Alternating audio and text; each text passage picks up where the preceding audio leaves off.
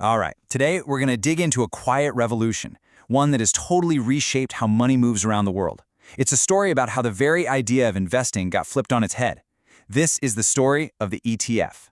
And at the core of all this is a single, kind of mind-bending idea. See, we've always thought of people investing in the market. But what if I told you that today, the market is actually investing itself? Now, to understand what that even means and why it's so important, we've got to take a step back and look at how things used to be. And that brings us to our first stop, the human-powered market. This was the world of investing that pretty much everyone knew for the better part of a century. In the old system, everything, and I mean everything, ran on people. You know the scene from the movies, right? Analysts in tense rooms, digging through reports, making gut calls on companies.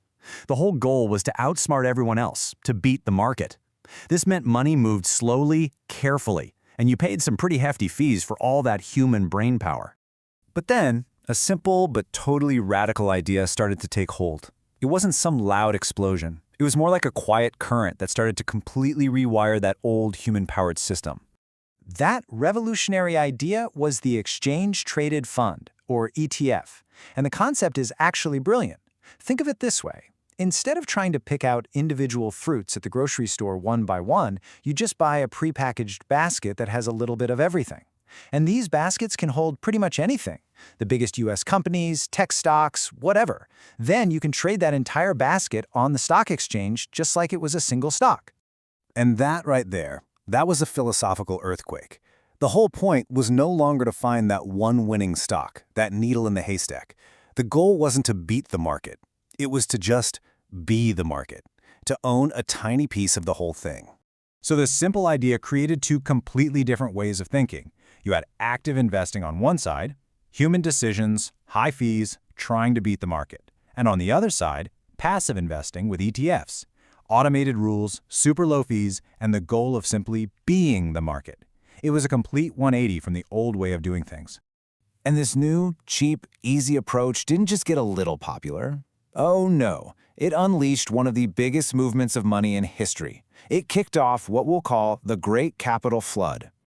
By 2009, the total amount of cash invested in ETFs around the world hit a huge number, $1 trillion. Now, $1 trillion is a mind-boggling amount of money, but that was just the warm-up act. Just 8 years later, in 2017, that number had quadrupled to $4 trillion. And then the floodgates really blew open. By 2021, that figure more than doubled again, blowing past $10 trillion. The scale of this shift is it's hard to even wrap your head around. I mean, you can literally see the story in this chart. That curve just goes straight up. This wasn't just a popular new product. This was trillions of dollars fundamentally changing course, pouring out of the old system and into the new one. So what happens when $10 trillion rushes into a system that runs on simple, automatic rules? You get something the world has never seen before, the market's new autopilot. Okay, so how does this autopilot even work? Well, it's actually pretty simple. First, someone defines a list, like the S&P 500, the 500 biggest companies in America. Then, an ETF is built to perfectly copy that list. So when you invest, you're buying a tiny slice of all 500 companies. And here is the key part. Algorithms automatically buy and sell stocks all day long just to keep that ETF perfectly in sync with the index. It's all done by rules. No human emotion, no second guessing. And this brings us right back to that wild idea from the beginning. In this new world, capital, money, it flows based on automated rules, not on some person's active decision. The market, in a very real way, is now investing itself. This massive shift has created totally new centers of power. The influence isn't with the star stock picker anymore. Now the real power rests with the index providers, the people who write the rules for where trillions of dollars go. It's with the giant asset managers who run these massive ETFs, and it's with the complex algorithms that execute it all with cold, machine-like precision. But, anytime you build something so huge, so fast, there are bound to be some unintended consequences. You start to see some cracks in the system. And the first of these big hidden risks is something called market concentration.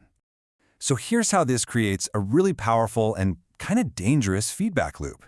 Because most major indexes are weighted by size. The bigger a company is, the more automatic money from ETFs it gets.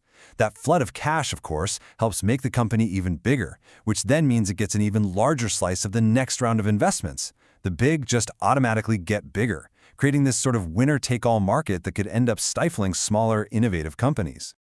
And this leads us right into a second major risk, a weird phenomenon known as increased correlation. Think of this as the all-in-one boat effect.